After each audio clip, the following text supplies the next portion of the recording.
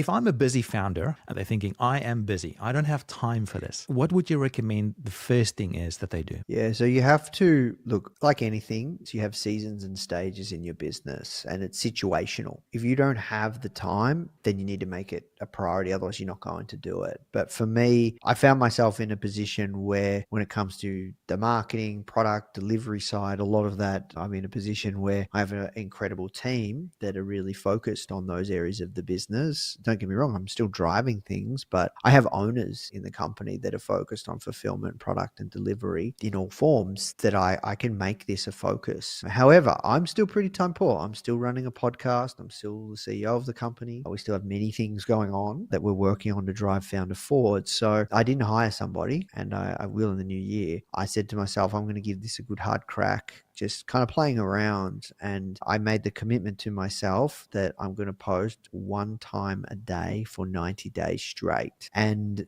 I would spend anywhere between half an hour to an hour working on the content, working it out kind of every single day. So that was, the time that I allocated and dedicated. But a lot of it was playing around. Once you get your momentum, it's actually not that hard to create the content. And if you section out the time, like I like to section out on a Thursday, like 2 to 3 hours to plan my content for the week.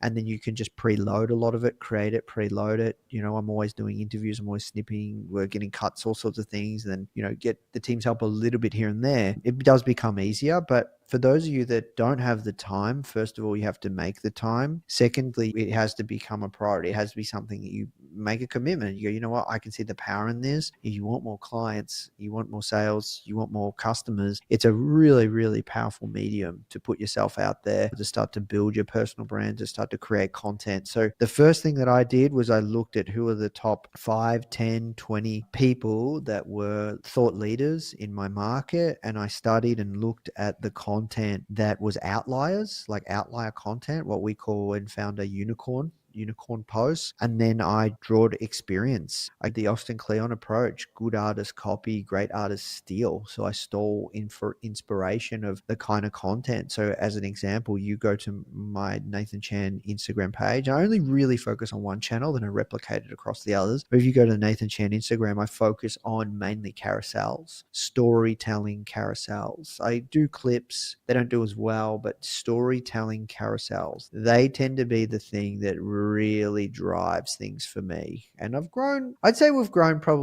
doubled my following. So it was close to 20,000. By the end of this year, we're close to 40,000 in terms of sales and numbers. You could say that we've generated, I'd say it would be over 7 figures in product sales, just me kind of playing around, doing bits and pieces. So it's been a pretty powerful channel in the past year, and we haven't really fully gone all in. I think when we do, I think it can be a really, really, really big channel for us over time, but it takes time.